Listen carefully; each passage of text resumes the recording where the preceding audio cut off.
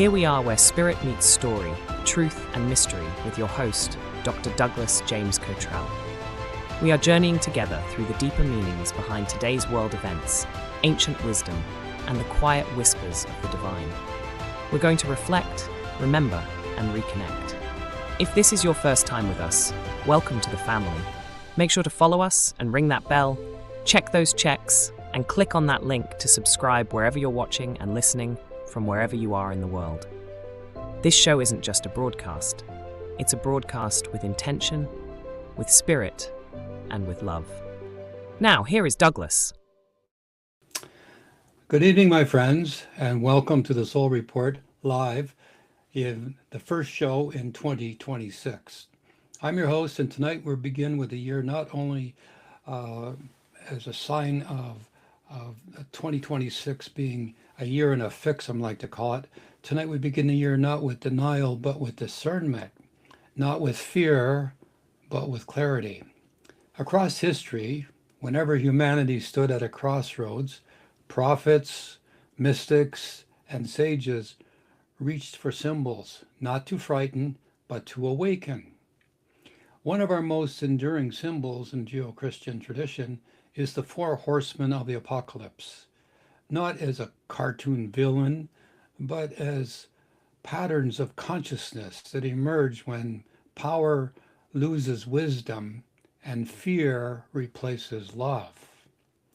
Tonight I want to speak especially about the pale horseman, the horse of domination, conquest, and death. The belief that might makes right. Not death only of bodies, but death of compassion, death of restraint, death of moral humility. When leaders speak casually of taking land, controlling resources, replacing governments, or threatening nations, whether those actions occur or are merely threatened, something deeper is revealed. And that, my friends, is a consciousness of domination. It has re-entered the world stage once again. The pale horseman of the apocalypse does not arrive first with weapons. It arrives first with language. Language that normalizes aggression. Language that reduces people to assets. Language that treats nations like properties and human beings like obstacles. And when the pale horseman rides unchecked, Scripture tells us that others follow, the other horses. The pale horseman is a symbol of death, domination, and dehumanization. The pale horse represents the belief that power alone confers righteousness. Appears when empathy is replaced by strategy, when leaders speak of people as leverage, when conquest is framed as order. The spiritual danger here is the loss of the sacredness of life. The red horseman, or the second horseman of the four, is war, conflict, and bloodshed. When domination is resisted, violence follows. Civil unrest, proxy wars, mineralization of ideology that comes with the red horse. The danger, or the spiritual danger here, is hatred becomes normalized. The black horse, the third in the four, represents famine, exploitation, and inequity. War fractures supply, power hoards resources. Food scarcity, economic weaponization, and the poor pay first. The spiritual danger here is indifference to suffering. The last of the four horsemen is the white horse. False salvation, deception, and illusion. It's often misunderstood, not purity, but counterfeit righteousness. Ideologies that claim moral high ground while denying humanity. We are serving you, is said, while destroying trust. Truth sacrificed for narrative. The great spiritual danger here, my friends, is confessing certainty with truth. How we stop the pale horse is now at hand. And part of our discourse tonight is our discourse tonight is how we stop the pale horse. Right now, you and I, the prophecy of the four horsemen, the four horses coming into the world is at hand. The pale horse is here now. And so we have to do something about it. And so what I'm going to suggest is that while we're here right now, you and I, we take hold of this notion that we can stop this.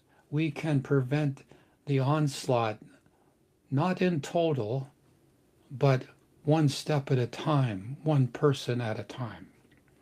This is the essence. This is the point I'm making. Here is the truth that's rarely spoken. The horsemen do not ride because God sends them. They ride because humanity invites them. What can people do? Nation to nation, race to race, soul to soul. Well, in your way, one person at a time, because, it's like a brick wall. One brick at a time builds the wall. One person at a time, we can achieve this. We can do something about it, you and I, my friends. So what to do? In your small way, remember, flying an airplane is like little moves on the inside make big moves on the outside. So do words. Refuse dehumanizing language. Words do shape reality. Words have power. Number 2, practice moral restraint. Power without wisdom collapses. Always does, but it leaves a trail of blood. Number 3, demand conscience from leaders. Silence gives them permission. Number 4, strengthen inner authority.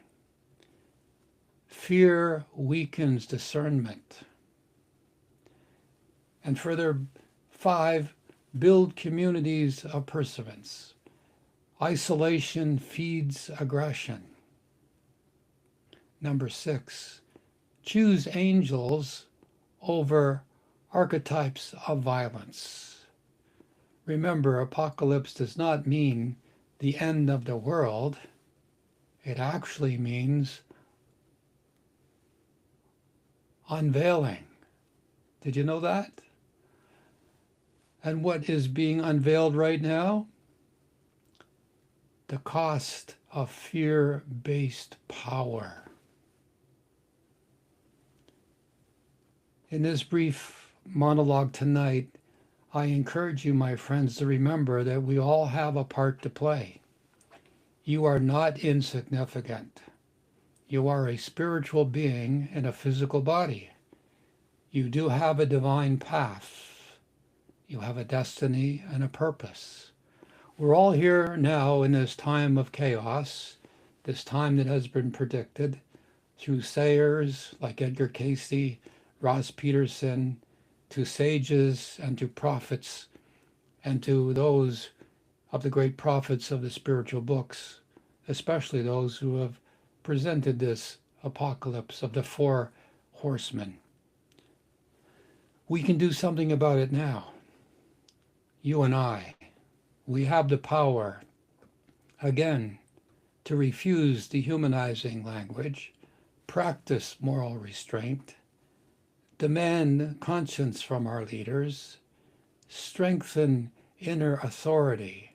Fear weakens discernment. Remember that. Fear and indifference, looking the other way, or accepting things in silence, these are something you can do on a daily basis. Remember, apocalypse does not mean the end of the world. It means unveiling. And that's what's happening right now. We have a special guest tonight who's going to come on the show and talk about angels and about his life's journey. If you would like to address your opinion here on the show, you are most welcome to do so. Our show is gaining popularity every week, and we're happy to have you here. And also, Oz behind the curtain is here manning the chat. And also, if you'd like to send us an email, the soulreportlive@gmail.com, we can get you live on the air and listen to your point of view, take your questions, and help you the best we can in getting answers to those questions, both for what I've just said, but also for tonight's guest. And that is why tonight matters, my friends, because whenever the horsemen appear in Scripture, angels also appear, not as warriors of domination, but as messengers of alignment, courage, and remembrance. Tonight we welcome someone who has walked from the highest stages of human achievement into the quiet wisdom of the forest. A man who speaks not of conquest, but of embodiment, healing, and divine guidance. My guest tonight is Seth Stewart. Welcome to the show, my friends. You are a former Broadway star turned spiritual guide, mentor, and author. You have performed on the world's greatest stages, originating roles in Hamilton and In the Heights, and sharing these platforms or stages with artists like Madonna, Jay-Z, Jennifer Lopez, and Mariah Carey. But success alone was not good enough for you. Apparently, you dove deeper into a calling on a spiritual path that left the spotlight and entered the silence, spending years in the jungle with shamans, living off grid, learning survival skills, and reconnecting with ancient earth wisdom. You apparently have a memoir, or your book recently is called True King's Academy. Your work mentioned men toward healing masculinity, conscious leadership, and spiritual embodiment. Welcome to the show, my friend. It's good to have you here tonight. Your memoir is called Follow Your Vision, Live Your Truth. Pardon me for a little faux there, getting ahead of myself. But anyway, welcome to the show. What's it like to talk to angels, Seth? Thank you so much for having me. Yeah, we're jumping right into it. How I was able to have that communication was a lot of mental silence, a lot of internal silence for that clairvoyance, that clairaudience, I should say, clairaudience and clairvoyance to kind of kick on for me. And sometimes I will see angels, or sometimes I will hear angels. And one of my first mentors always taught me that real communication doesn't happen in full sentences. And I'm sure there's a lot of people that are used to this. It'll come in signs or symbols, or even one or two words, sort of phrases that will repeat when you're getting communications with the angels. And so what it's like, it feels like a birthright returned. I believe that we are all have the capacity to be clairaudient and clairvoyant, with angelic forces. And I believe that they're teachers on different realms. I believe that the earth plane is a certain level, is a certain grade school. And, just like, kindergarten through 12th grade and college through, your master's or your doctorate, I feel like the soul goes through different graduation points. And so to me, my personal opinion and experience is that they are teachers at different, points of your soul's evolution. I So like to think of them as dimensions above, and you kind of discover one as you keep going up. It's kind of like you keep looking for the penthouse, and every floor you get off, you think this is it, and you think, well, wait a minute, there's something higher up. So yes. you see it kind of like different dimensions, rather, I guess, undiscovered country, I think, as Captain Kirk would say. Yeah. And I mean, some of them are, some of them are gatekeepers to make sure that, you are in alignment before you move up. Just, it's kind of like part of your graduation. So I think that what is it like? I think there's again, the gift of having that birthright of that communication again, and also kind of the responsibility, um, if I need to change something about myself or shift my own frequency a bit.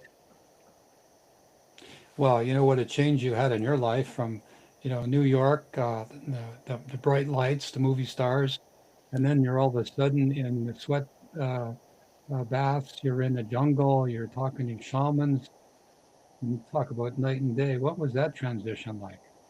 A kind of slow off and on. For me, it started in 2010, and so I would go away for periods of time, maybe 3 to 6 months at a time, come back and do a show. I would always feel a calling back to nature, or at that time, plant medicine, and I would, get called for a couple weeks at a time to go to Peru.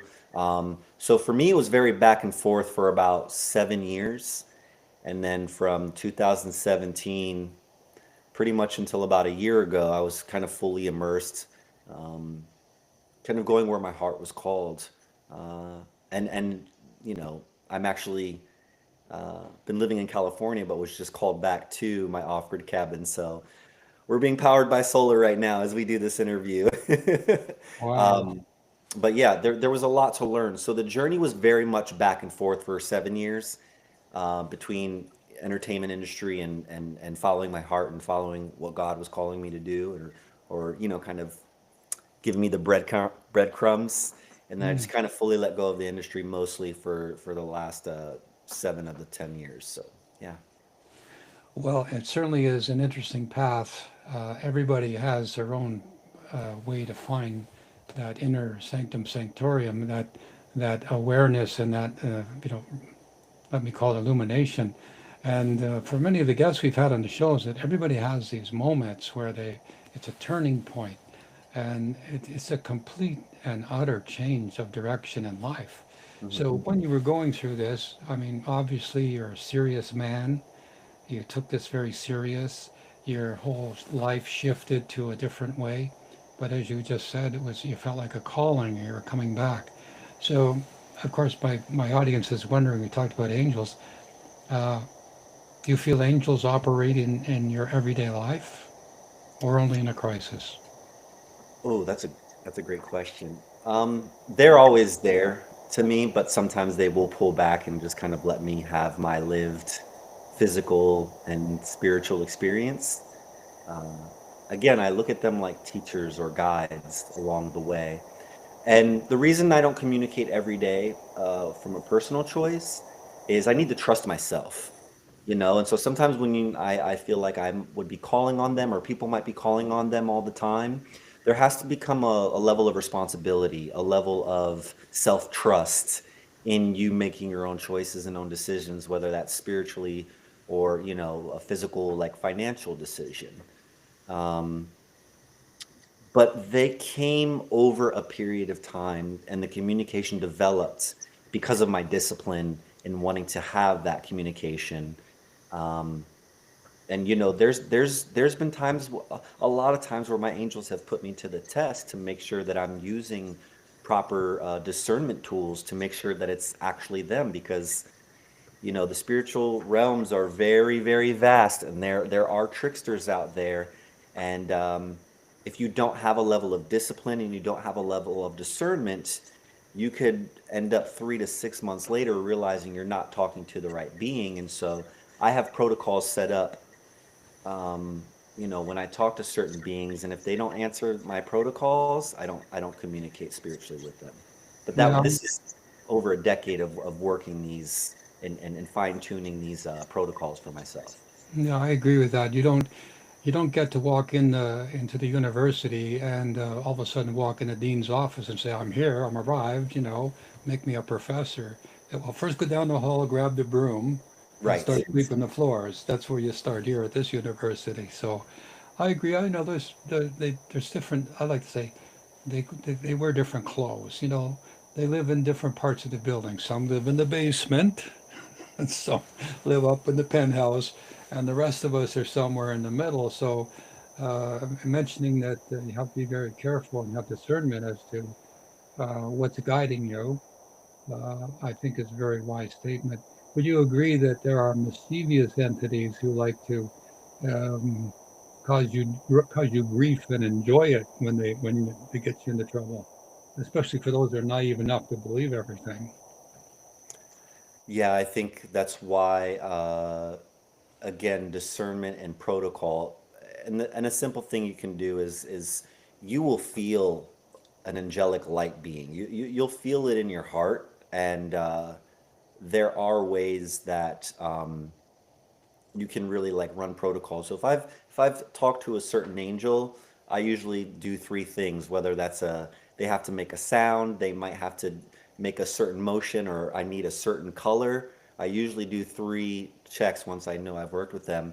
But then again, I've had times where they've tricked me where I thought I was, in a dream facing a demon, and they were, testing my anger or revenge or some part of me that needed to be healed, heartbreak.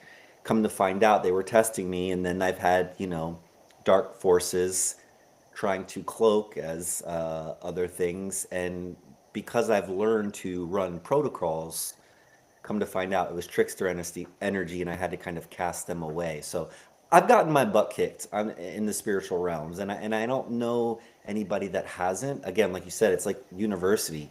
You're gonna fail some classes, um, but I continue to work on it as best as I can, because again, I feel like this type of communication is our birthright as humans. I believe that our natural blueprint is angelic human beings.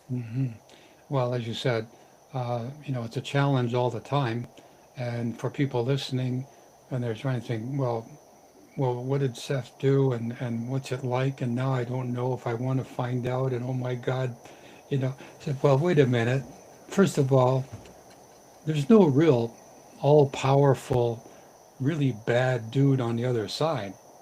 They're just little misguided souls kind of causing you what let's say some aggravation. Turmoil, maybe a little turmoil. Yeah. Sure.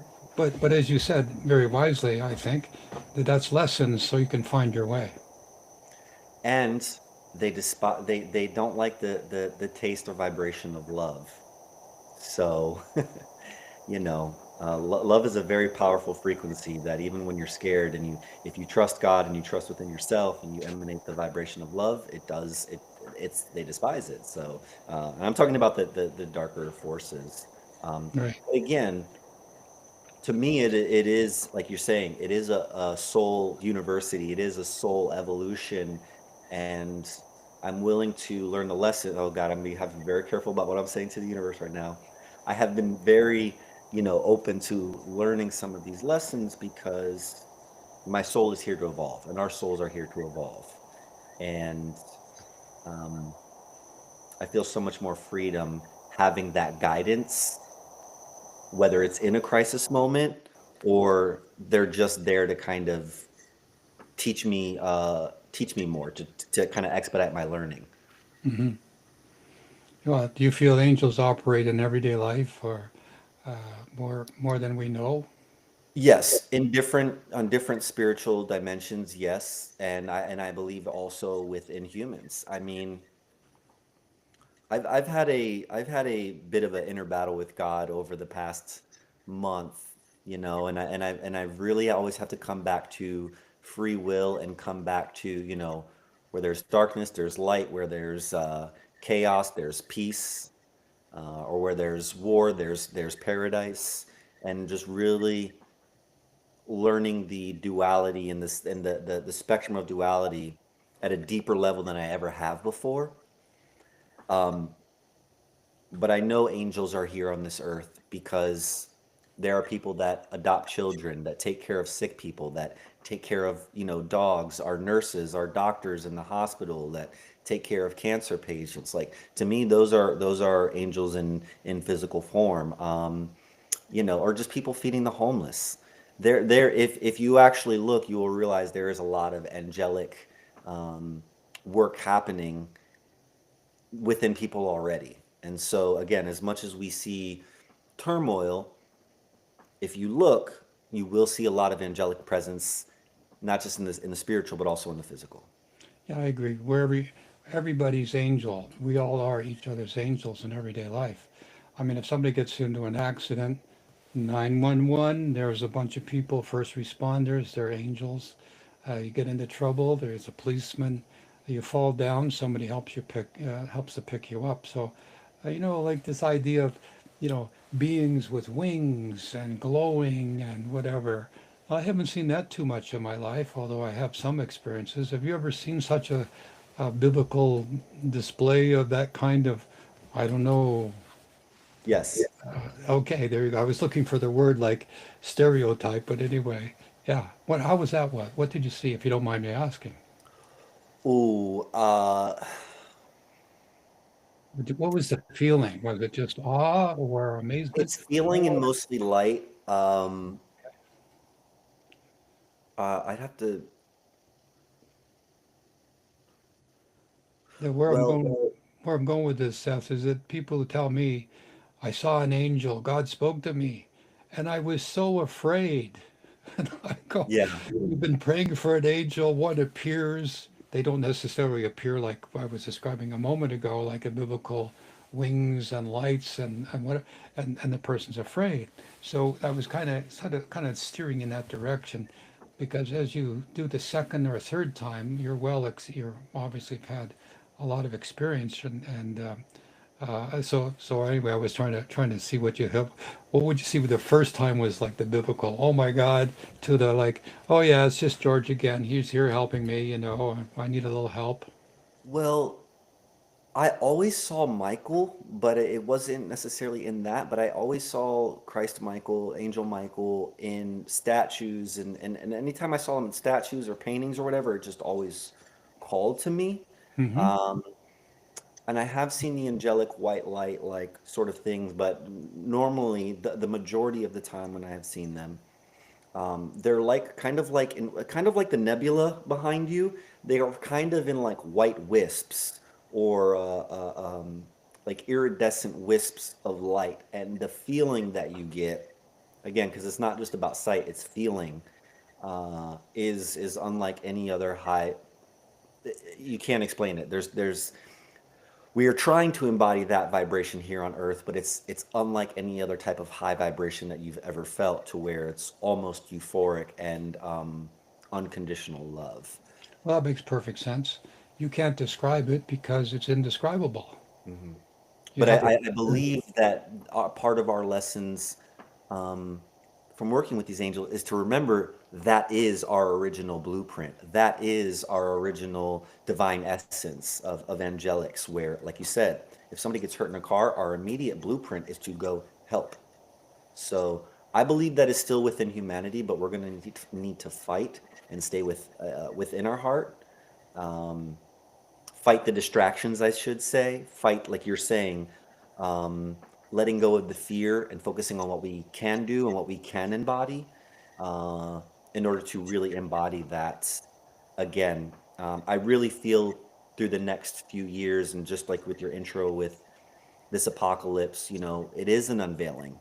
And I feel like our job now is to keep that coal keep that coal of our eternal fire like protected right now, and just kind of slowly be prepared to walk through um, these different changes over the next few years without fear, or without as much fear, knowing like our job is to hold on to our inner light, so that angelic light that we're talking about through these kind of seemingly perilous times. Well, you've had some interesting experience, no doubt, talking to shamans and taking a very serious attempt at that inward journey. So, um, The reason I asked you before about angels to describe them is almost indescribable because for everybody, would you think that when you see a vision, you can describe it in words, but it's not as expressive as the person seeing the vision themselves. And so you can talk about it, but until the person gets it in their mind, they're kind of looking at you like, sure, okay, whatever you say, little disbelief and that kind of thing. But you've been very careful and not stepping on anybody's toes, spiritually speaking, and allowing them to get the drift that it's okay. How many years have you spent doing this now on this spiritual path? Oh, this is 2020. Oh, this is 2026 now. I'd say the last 14 to 15 years. Again, that first 7 was off and on, going to take my retreats, going to work with different shamans, or sometimes 6 months at a time. Um, and being in this world that we're in, there was another 7 years that it was strictly let's focus on this spiritual development. So mostly the last like 15 years. Um, and what has changed for me is what is going to be the need where I'm needed, and what humanity or individuals are even going to need to focus on. So the spiritual idea that we had of what spirituality is, I think we're going to realize is shifting over the next few years. So I would agree with that. You have a conscious leadership for healing men. Men need community. Men must protect rather. Men are natural providers. Men need to heal. Men are meant to lead. These are some of the talking points I've read in your press kit. So can you elaborate on that about leadership for healing for men? yes, when I again in asking a lot of the to me this whole development is about asking what is needed of me, right? And when I've prayed to God, it's like help the men, and I realize it's because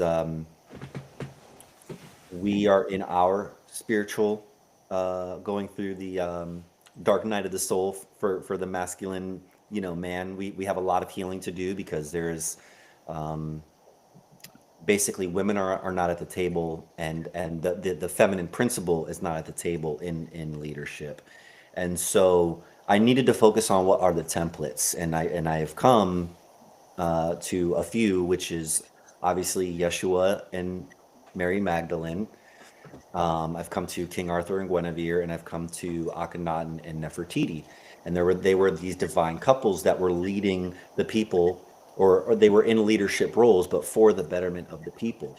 And so there's a lot of isolation going with happening with men, but I also realized they don't have these divine templates, something to work towards. Just like we have our spiritual evolution to work towards, and we need the discipline in order to do that. We as men are spiritually are void of higher divine templates, and so I found these 3 couples through doing the spiritual work and then doing the physical research later. They've existed. These were real people, and they were also grid workers as well, but that's another story. But yeah, men are going through a very much dark night of the soul, a healing process. um, there is a disconnect between the feminine right now, but I think as men start to heal, there will be a magnetism again, to where we'll have that herogamic union where there will be a balance of divine masculine and divine feminine within ourselves and within our relationships again.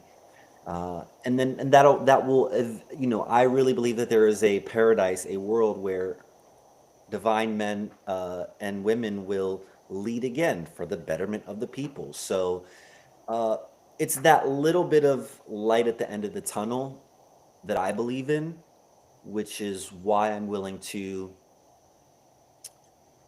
walk through these next few years with the knowing that that little bit of light is all that I need to keep working and to keep growing and focus on. Well, I think many people are right where they are right now because they have those unanswered questions. And, your book, Follow Your Vision, Live Your Truth. Sounds to me like a pretty interesting book to read to get some direction, especially with men in particular, which is the focus of this book. That they have to learn the difference between uh, acting well in a way that they're satisfied within, not the stereotype, right? I mean, provision is not only finances, as you're right. It's willingness to hold a space emotionally and spiritually. I'm reading your byline here and energetically. So men thrive when they're empowered to support others in every dimension of life, as you're right. So I've found that young men in particular don't have the John Wayne stereotype I grew up with. Maybe they have the Captain Kirk one. I don't know. That's a little maybe down the road too. But some of the more modern stereotypes, we always had somebody to look up to. But social media and the barrage of information, good, bad, or ugly, people can easily become confused. So with your program and your book, follow your vision, live your truth. It sounds like don't be afraid. Uh, walk the walk and do what you can. But angels are going to be on your side, helping you through life, as well as angels that are really in your life. So it's always in my life, there's always been a mentor. Somebody's always showed up at that exact moment when I needed somebody to say, "No, Douglas, go left." Well, why don't you do that? Or like give you a little kick in the pants and say, "Come on, get going." That all procrastination, feeling sorry for yourself, doesn't count. So, how would you guide men? Or so, not what I'm asking is, how do people come to you? Do they take courses? Do they go on trips with you to the jungle and go into these deep meditation sweat baths? And what's it like to talk to a shaman? I mean, are they Yeah. all dressed up in feathers and leather and stuff like that, or they Um, just look like you and me? Honestly, some of the best shamans I've worked with wear a white t-shirt and jeans, you know. Wow. But obviously, if you're in Peru or you're in more of an indigenous area, they're usually in white linen or something like that. So, um, yeah, it really depends. Um, but how people can work with me, um, and I'm really just focused on the men right now. And this year I'll be putting out my schedule soon of what retreats I'll be running, my online course as well. But I took all of 2025 to realize after it being my third year of really working with men is what men need. And it's a little bit different. It's going to be a lot more strategic because men are going to need to balance their physical needs and also their spiritual growth at the same time. And we have a lot of changes going on in the world with jobs, finances, and AI. So because the world has shifted, I needed to shift it a little bit. So I'm still focused on the men right now. People can read my book and see what my journey was up until this point, but it's pretty simple for me. I had a great career in the entertainment industry, but because I had a meditative practice since I was 18 years old, I had an internal call. I answered that call. When I did, so much more magic happened, so much more self-realization happened, so much more soul evolution happened.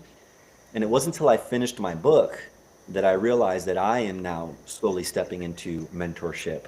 I'm slowly stepping into, um, you know, guiding others. So anything I do is more giving men tools that I have used, that I've learned from all the mentors, all the medicine that I've gathered, to give them tools to kind of self-evaluate, to self-heal, and to kind of discern what's going on in their lives. No, I think it's needed. The website is iamsethstewart.com. Stewart for Stewart. A friend who always was very particular on how he spelled his name. So iamsethstewart.com. We're going to take a short break. And if I have a question for Seth in the chat, Oz is ready to take the question and we'll ask Seth when we get back after the break. If you've sent an email, which is in real time, the show's delayed a couple of minutes, my friend Seth. So we sometimes people are listening to us in the past. So if that's the case, my friends, and you want to send this a little faster, it's the Soul Report Live at gmail.com. We're going to take a short break and we'll be right back after this. Are you searching for clarity, wisdom, and a deeper understanding of the spiritual world around you? Meet Douglas James Cottrell, PhD, a visionary author and teacher who's helped countless people transform their lives. His books are a gateway to profound insights, offering guidance, inspiration, and the tools you need to unlock your full potential. From unlocking your intuition to discovering spiritual truths, Douglas's books are your trusted companions on the path to personal growth. Don't wait. Start your journey today. Visit his website douglasjamescottrell.com to explore and purchase his life-changing work. Your next breakthrough is just a page away.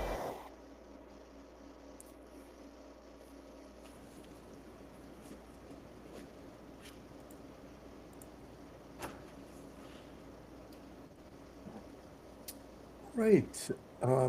Douglas, I think we lost your audio.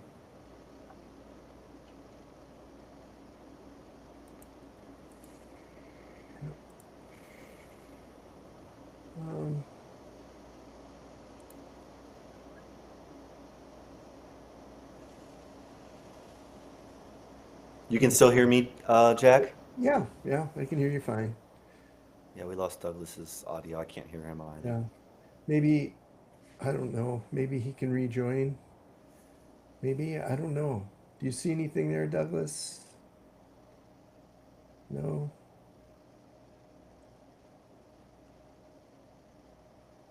Okay. He's going to come back. Okay, I'm gonna grab my water. We do have a few questions. I'll run another ad and we'll have Douglas come back. Okay, perfect. I'm gonna grab my water. Okay.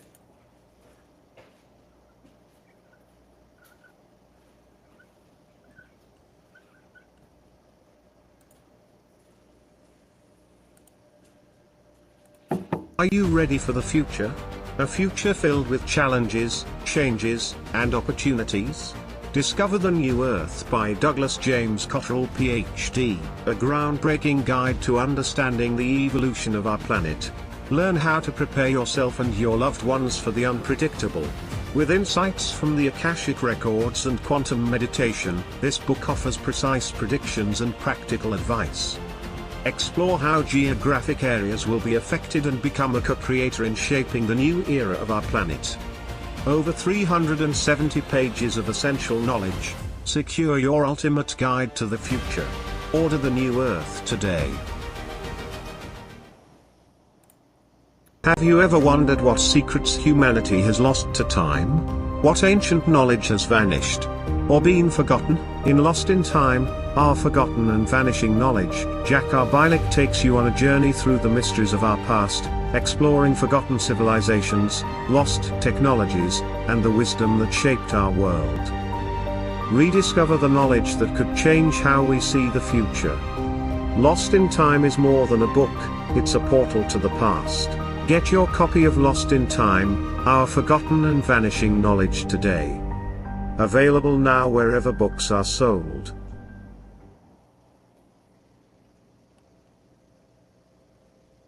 Oh, Douglas, is your audio back there now? No? I was going to recommend, why don't you rejoin? And Seth and I will chat here for a moment.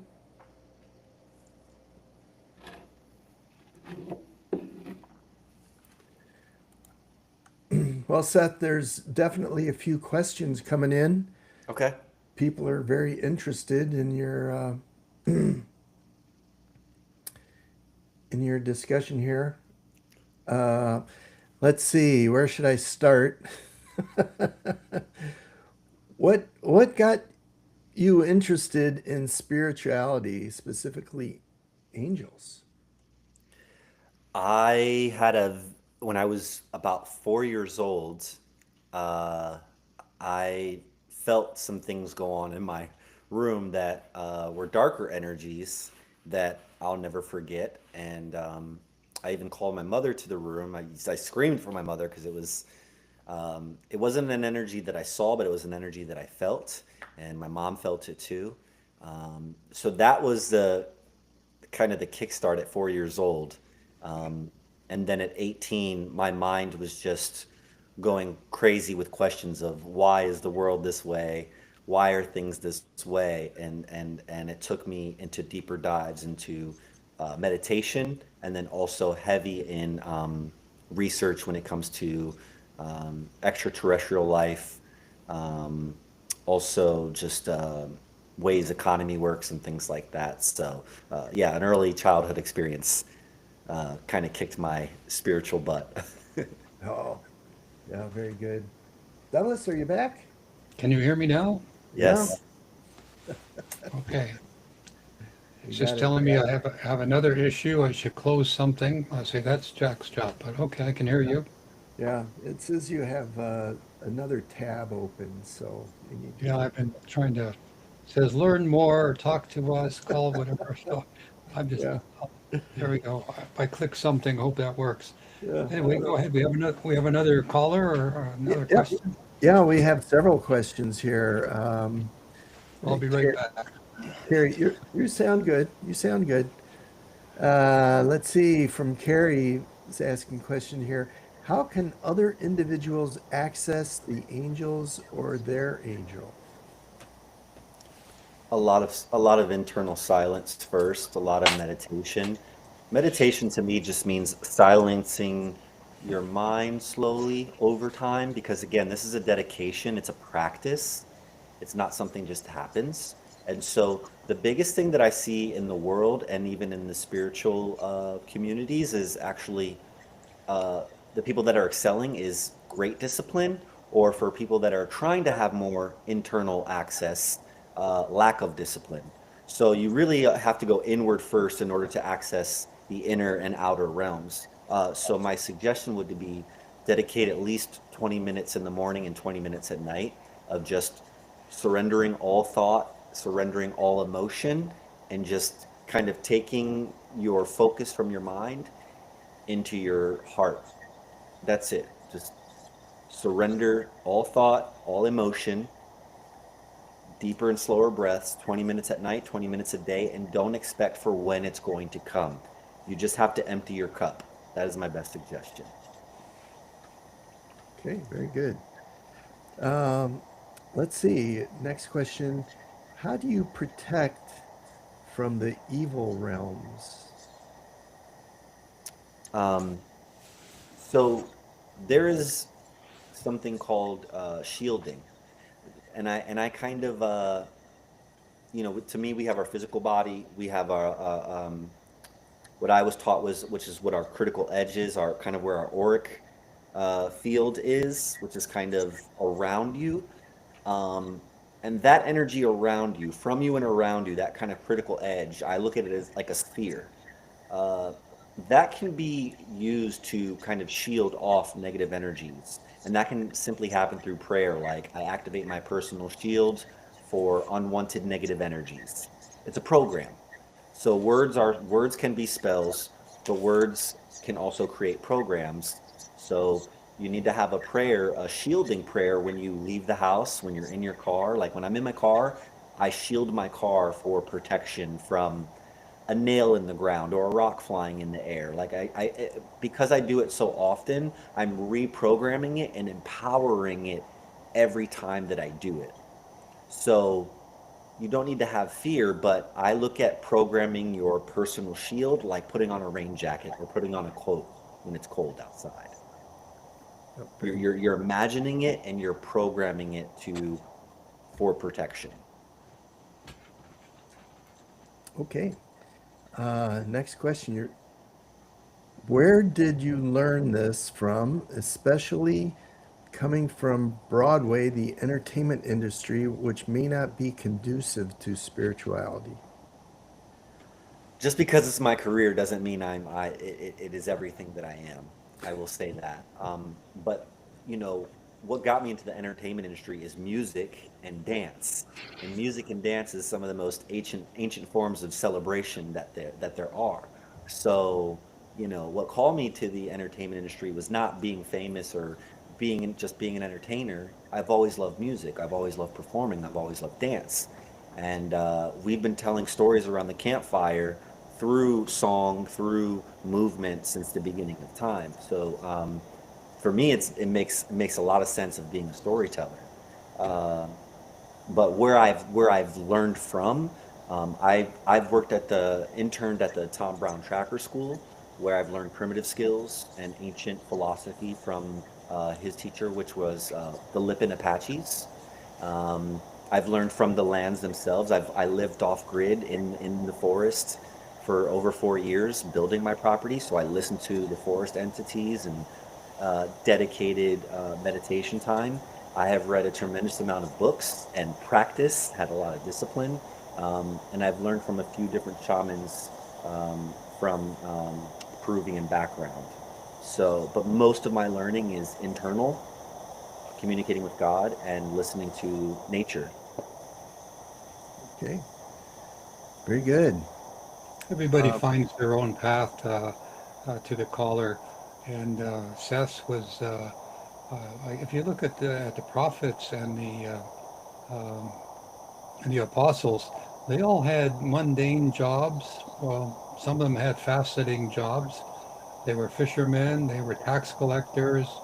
Um, they came from working class kind of folks, and so I think Seth's path was, he could have been. I always see it this way, Seth. Maybe you agree. People get to a point, and then there's a why. You can go to the left, or you can go to the right. Now, the philosophers among our wonderful viewers are saying, yes, Douglas, but what if you made a mistake and you went to the left when you should have went to the right? And the philosopher, the sage, comes back and says, oh grasshopper, back in, Kung Fu days, Yeah. uh, whichever path you took was the right one. It doesn't matter. But it does come to a point where you have to say, what's serious? And your spiritual life, and I don't mean to talk for you, you tell me if you agree, but your spiritual life is much more important than the glitzy temporal time of this physical life. Maybe that's the answer to the question. You didn't give up anything, you evolved. I just had this prayer, Douglas, 2 nights ago, to where even in the past like 6 months, I thought I took a wrong path, and my angels came back to me, my guides came back to me and said, tell me, you know, templates. I always think of templates, but tell me a person or a great or somebody that you can think of that hasn't gone off, the path. Because I was thinking, have I gotten lost? Have I, da da da da da. And they just kind of laughed and said, "Well, you took a detour. You know, these are the ancient. They're more of they have lived. They're like An Native old soul. American indigenous, and they said, you didn't get lost, you took a detour, basically was the message. And at the end of that was, well, what did you learn on your detour? You're not lost if you learned. Oh, There's lessons to be learned even on a detour. You can get back. So, but like I think what you're saying, what I'm saying is like, don't be concerned about being right all the time because it's not going to happen. And I think that's the surrender part of trusting your spiritual path. But I agree. For me, having a connection to God, having a connection to my highest self, the highest version of myself, and taking years to slowly embody it, I still have a lot more years to embody where I want to be, is important to me. But I also ground who we are, which is human beings, and we have to balance being able to pay bills, and not just pay bills, but have financial, growth, have our money work for us through investments. Like I try to stay very grounded in this, to where I have a balanced physical life and a balanced spiritual life. And it is very hard sometimes, but I'm getting closer. And so that's why I keep going. I'm getting closer. And we need education. We need education. And people can call it, your website again is called I Am Seth. What is it again? I I am Am Seth. SethStewart.com. Yeah, and my for my men's group, it's TrueKingsAcademy.com. There we go. Make a note of everybody, and you got to see this man. He's walked the walk, and oh my gosh, what a trip you've had. Got another question, Oz? Yeah, we John? do. We have several more. I'll keep them going. Yeah. Do We got angels all come, night. do angels come into our dreams? Oh, Good yes. question. Yeah. Yeah. Because you're in a surrender state. So your mind is can be less active. So yes, they can come in a dream state. And again, you can set a shield in your home, for your angels of light to come through, but anything that is going to be bothersome to stay away. It's a program. Yeah. And if you get that communication, have a journal. You got to get up and write it down or remember as much as you can because it might be a message that may not make sense at that time, but 3 months later will blow your mind and all the puzzle pieces will come together. That's a good point. Good They thing to give you remember. breadcrumbs and puzzle pieces, and that it is up to your discipline to put them together to see the bigger picture over time for whatever question you're asking or whatever life change you might be in. Oz? Yep. Do you have any meditations that are on your site? I do not.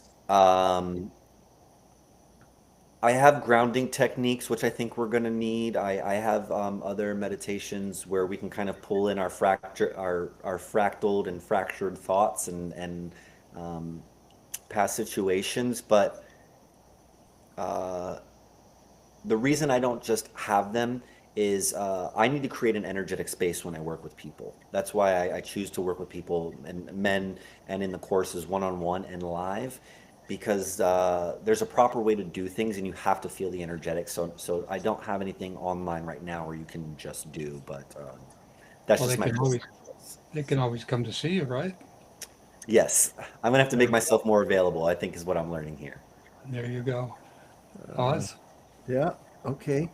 Um, can you give an example of your shielding prayer? Give an example. Well, I can't give you my shield because then my shield is out in the world. But there's again, think about a protection shield, right? And you can make it any color you want. You can make it vibrate, meaning it could have an electric feel or look to it.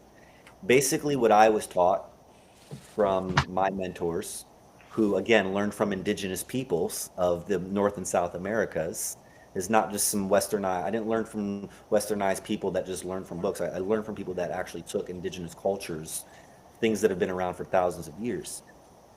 You're only limited to your imagination.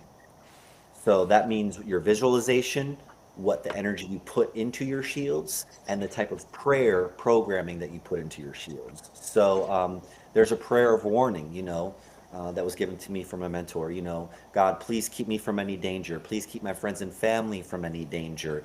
Give me an alert and enough time to know if I am in danger or give me my friend's name if they are endangered, right? But these programs, these prayers only work if you reinforce them, re-empower them every so often. It's like a battery. Think of a shield or any prayer like a battery. You have to recharge it every once in a while, put energy into it. Got to keep on keeping on with the prayers. Every just you just it's like these are tools. These are tools. So you can have different shields for different things. They can be different colors. You can have a shield up for your angels even to make sure that they run their protocols to make sure that you're not having a trickster. Um, you can put up a shield for somebody that has great energy. It's only limited to your imagination, but you have to have imagination. You have to have consistency and discipline. And you only need two or three. That's it. Keep it simple. Okay. And our last question. Sorry, I get loud and passionate about this. Yeah, no problem. Oh, you What better. uh, last is a kind of a statement and a question. What a wonderful concept to address men and do programming specifically for them. It's so needed in society. Have you considered doing programming for the younger individuals, kindergarten through?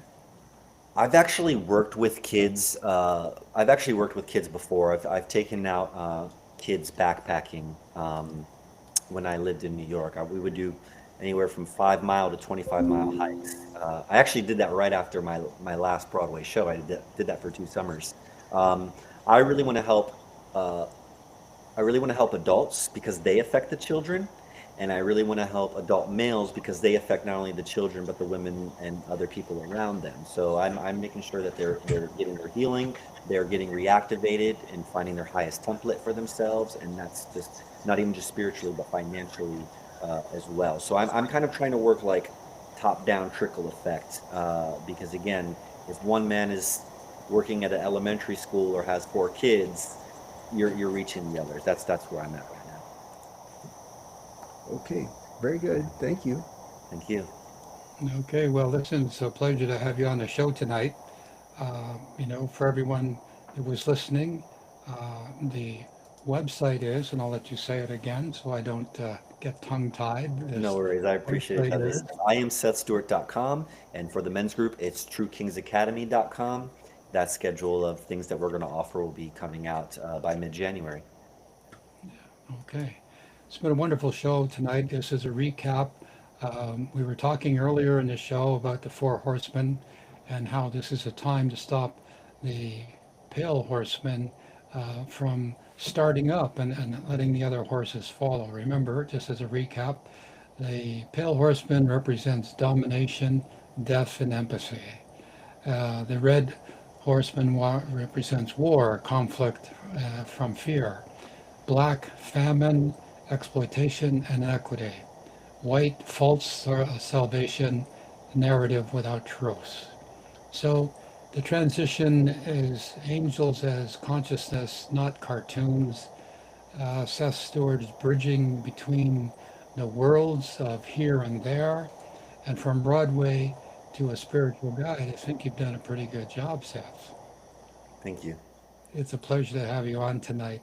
So remember, everyone, just to be clear, the events and policies people discuss about world leaders and different things that are circulating in media and as claims, debates, and speculations are not necessarily our view. Tonight, we're exploring them as a verification, as a verified fact, actually, not as verified facts, but as patterns of human consciousness, power, fear, and spiritual symbolism. This keeps you grounded, credible, and spiritually rooted. So until next week, stay right here. We have some amazing guests coming up on the Soul Report Live, just like tonight's gift. We go deeper into the inner journey, exploring how to walk through life with purpose, presence, and awakened awareness. We'll welcome voices who help decode spirits, dreams, intuition, and the unseen. So until next time, in the coming weeks, as we go through this journey, we look forward to having you here with us, my friends. After tonight's exploitation of angels and consciousness, our next guest will help you deepen your connection to spirit, your intuition, and your inner guidance. Stay tuned as we welcome our next guest on the Soul Report Live. So I'm going to say on behalf of Jack Balick, our co-producer, and Oz Behind the Curtain, myself, Dr. Douglas James Cottrell, and our guest tonight, Seth Stewart, stay well. May 2026, the year of the horse. It's a fire horse, so it should be a fantastic year, whatever's going to happen. Big, big things are going to happen. But we're going to wish you peace, prosperity, and good fortune. As I say to you all, my friends, stay right here. Subscribe to our channel, check the checks, ring the bells, and all those wonderful things to help keep us on air. Until next time, I'll say good luck and good night.